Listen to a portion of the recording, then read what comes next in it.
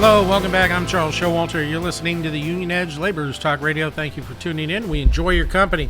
Hey, folks, we want your ideas, your suggestions, and even your critiques. Send them to requests at theunionedge.com. Requests at theunionedge.com. I guarantee we'll read them. We'll take them seriously. You may or may not get an answer, but we're going to take it seriously when you send it. We appreciate that very much. Meantime, we're talking with Admiral Joe Sestak, who is a candidate for senator here in the state of Pennsylvania. Admiral, welcome back.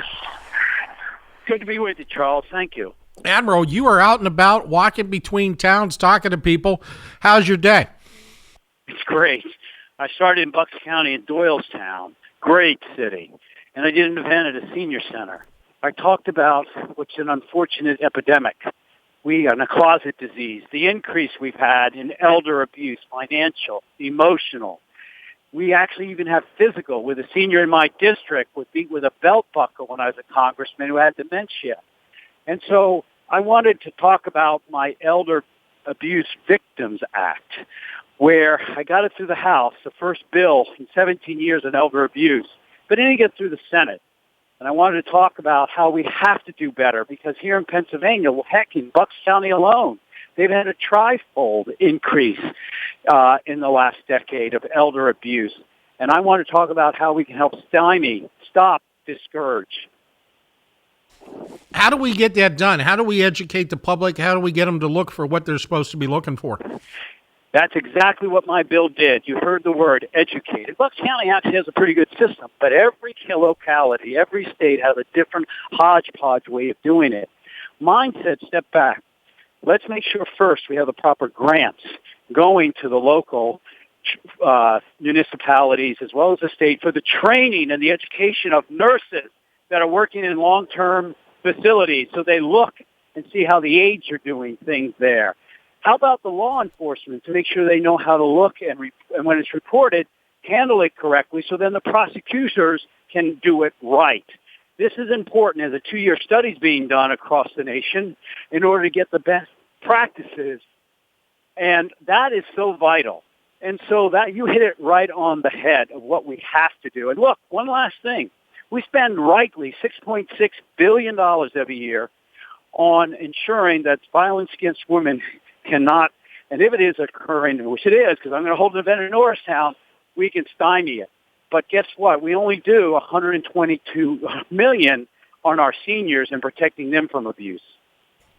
Admiral, let me ask you a question, and this comes right to mind. A lot of these facilities, a lot of these organizations where the nurses and others work at, where our seniors are at, are not unionized. How do we protect them as whistleblowers and protect their jobs? You hit it on the head again. Thank you. Because my bill actually had, and so does another bill, that was called the Elder Justice Act, that portions of it got into the Affordable Care Act, where whistleblowers are to be protected. And you're right. I mean, when you don't have their labor force standing behind you who's organized to say, wait a moment here, this guy just reported what was damage to someone, then you're not protecting what you need, which is someone who's saying, this isn't right, I'm going to report it. Let me give you one example. There was a veterans long-term care assisted living facility in Philadelphia. There was a report. An inspector went in and looked at things. The report wasn't being released. Finally, everyone got it released. There were live maggots found in a flesh wound of a senior vet who had been living there. I mean, this is indicative of, wait a minute, neglect means abuse. Expect what you inspect and protect those who are doing the inspecting, the whistleblowers. Well, there you go. And Admiral, it's a very admirable thing that you're doing to protect our seniors and protecting spouses. My goodness, this should be a no-brainer. How come you had problems getting it past the Senate? I wasn't there. Yeah, there you go. But let me give you another example. I had to help sue Wachovia Bank that knowingly was letting $23 million be ripped off through its bank account of seniors by telemarketeers. They had internal memos acknowledging they knew what was going on because it was all coming from seniors, but they did nothing because it was profitable. We finally went to court, had them return the money. But there was something set up called Operation Choke Point by the Justice Department after that, where it didn't go after the cockroaches, the scammers. It went right to the banks and said, under regulations, you're supposed to report this stuff. And if you don't, we're coming down. They got Oak Tree Bank down in North Carolina letting scammers of $1 billion from our seniors and got them. And now guess what? It's successful protecting our seniors. Senator Toomey co-sponsored a bill, an amendment with 3 other senators. I think it was Rubio and Cruz. I could be wrong. But Senator Toomey, whose biggest supporters, lobbyist money to him is banking associations, he actually had an amendment that would close down funding for Operation Choke Point. Is that taking care of our seniors when they're being scammed? Why is it that some people might consider Senator Toomey not caring about our seniors? I mean, why? I think you hit it on the head. How can you say up here, as he did in Pennsylvania, I care about our seniors who are getting Alzheimer's? We must find more resources. Then he went to Washington, D.C., voted 3 times to close down the NIH funding for Alzheimer's. In fact, there was a $122 million increase in the funding, bipartisan, that passed, and he voted against it. You can't say here you care and then go down there and be influenced like a pack like the Bankers Association to vote against our seniors. That's why I'm doing this 18-mile walk today.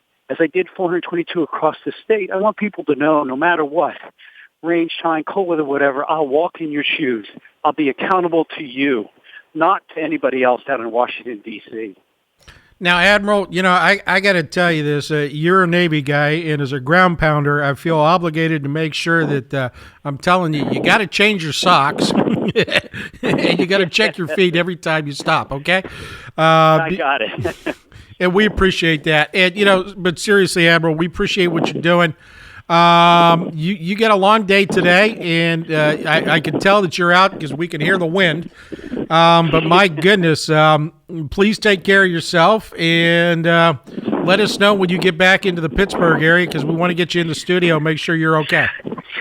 I'll make sure we reach out because we're coming out there for a similar effort again as we just did last week. I think it was, it was Easton to Wilkes-Barre. That had been Indiana County. Charles, thanks for having me. But final word is, I got to tell you, I had about 20, 25 people showed up, and I can't tell you how great Pennsylvanians are. They're concerned about the lack of leadership and trust in our leaders, but they have great hope, and I hope I can be part of the team that restores that hope in them.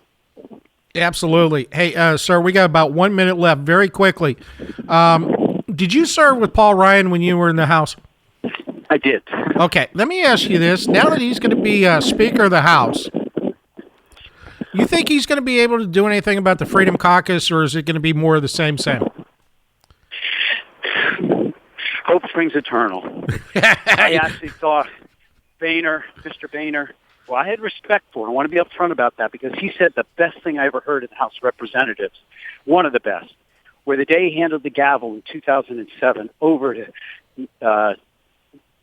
soon-to-be Speaker Pelosi, he said before he handed over the gavel to the Democrats, my party, Republicans, had forgotten that not to use power for power's sake, but to use power for the people.